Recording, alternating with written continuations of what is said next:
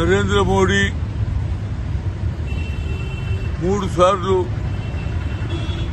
ప్రధానమంత్రి అయ్యాడు.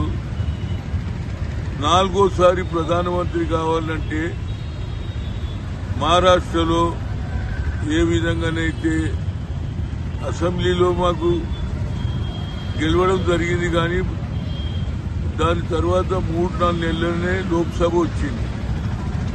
లోక్సభలో మా మెజార్టీ ఎందుకు తగ్గిందని ఆలోచన చేస్తే మహారాష్ట్రలో కూడా ఎన్నో ఓట్లు, ఒరిజినల్ ఓట్లు తీసేసి దొంగ ఓట్లను చేర్చింది కాబట్టి అక్కడ మహారాష్ట్రలో కాంగ్రెస్ సర్కార్ రాలేదు.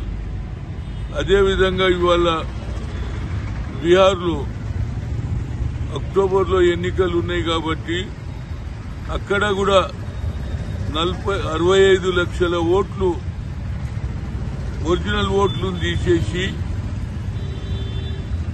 దొంగ ఓట్లు వేశారు అనేది రాహుల్ గాంధీ గారు ఎలక్షన్ కమిషన్ కు చెప్పినా చెవులో పెట్టలేదు. దాని విచారణ జరపాలనే ఆలోచన లేదు. దీన్ని బట్టి ఏం తెలుస్తుందంటే ఇక ప్రజాస్వామ్యమే లేదు. బాబాసాహెబ్ అంబేద్కర్ రాసిన రాజ్యాంగాన్ని తుంగలో తొక్కేసి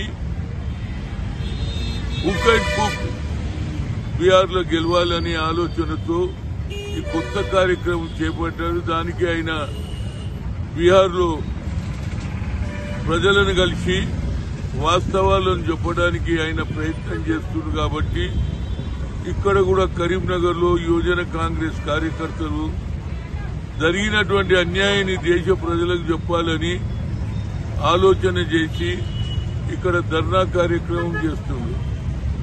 మేము ముఖ్యంగా నా వరకు 45-50 ఏండ్ల నుంచి రాజకీయాలలో ఉన్నా గానీ ఎక్కడోనో ఒక దగ్గర 10 ఓట్లు, 20 ఓట్లు, 100 ఓట్లు దొంగ ఓట్లు ఉంటుండే. కానీ సాక్షాత్తు 65 లక్షల ఓట్లను దొంగ ఓట్లు చేర్చి గెలవాలని ప్రయత్నం చేస్తుంటే ఎలక్షన్ కమిషన్ నిమ్మకు నీరెత్తినట్టు కూర్చున్నది. కాబట్టి రాహుల్ గాంధీ దేశ ప్రజలకు తెలవాలి నరేంద్ర మోడీ పరిపాలన ఎట్లున్నది. ఆయన నిజంగానే బాగా పనిచేస్తే ఈ దొంగ ఓట్లు ఎందుకు చేర్చుకోవడం జరిగింది, దానికి ఎలక్షన్ కమిషన్ ఎందుకు సపోర్ట్ చేస్తుందనే ఉద్దేశం. అంటే ప్రజాస్వామ్యం లేకుండా దొంగ ఓట్లతో గెలిచి 4వ సారి ఈ దేశానికి ప్రధానమంత్రి కావాలని ఆలోచన చేస్తున్నాడు. ఇంకో పక్క న్యాయమైన పోరాటం చేస్తున్నటువంటి రాహుల్ గాంధీ గారు న్యాయం ప్రజలకు తెలవాలి.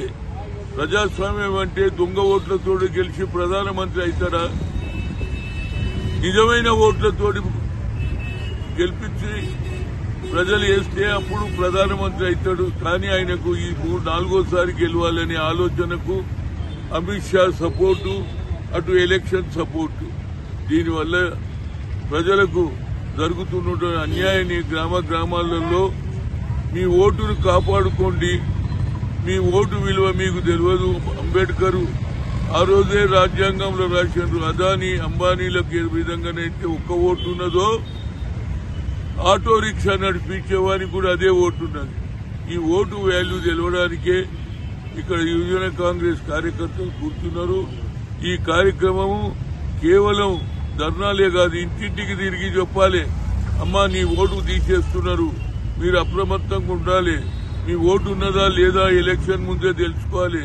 వాళ్ళు ఇచ్చిన డేట్ ప్రకారంగా పోయి మనం దానికి వ్యతిరేకంగా దానికి న్యాయమైన చేయాలని, మా ఓటు తీసేశారు ఎందుకు తీసేశారు అని అడిగితే అప్పుడే అవుతుంది. కనుక ఇక్కడ కూడా వచ్చే ఎన్నికల్లో తప్పనిసరిగా ప్రతి ప్రాంతంలో వాళ్ళకు తెలిసిపోయింది. మొదటి నుంచి కూడా ఈ మిషన్లు తీసేయాలని రాహుల్ గాంధీ గారు చెప్పారు, ఖర్గే గారు చెప్పారు, దాన్ని చెవులో పెట్టలేరు. ఇక లాస్ట్ లో ఇప్పుడు ఏమైంది, ఇది లేకపోయినా మనం దొంగ ఓట్లతో గెలవాలని 65 లక్షల ఓట్లు దొంగ నోట్లు చేర్చిందంటే ఎలక్షన్ కమిషన్ ఎంత నిష్పక్షపాతంగా వాళ్ళు వన్ సైడ్ చేస్తున్నారు. కాబట్టి దాని గురించే అందరూ కూడా అప్రమత్తమై ఈ దొంగ ఓట్లను తీసే వరకు మన పోరాటం కొనసాగించాలి.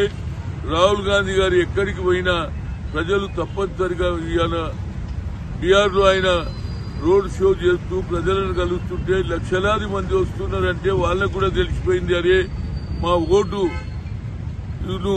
తొక్కేస్తున్నారు, దొంగ ఓట్లు వేస్తున్నారని చెప్పడానికి రాహుల్ గాంధీ ప్రయత్నానికి, న్యాయ పోరాటానికి ప్రజలందరూ దీనికి మద్దతు ఇవ్వాలని కోరుతున్నా. ఇది సీనియర్ నాయకుడిగా, మాజీ పిసిసి అధ్యక్షుడిగా, ఓబీసీ ఎంపీస్ కన్వీనర్ గా కోరుతున్నా.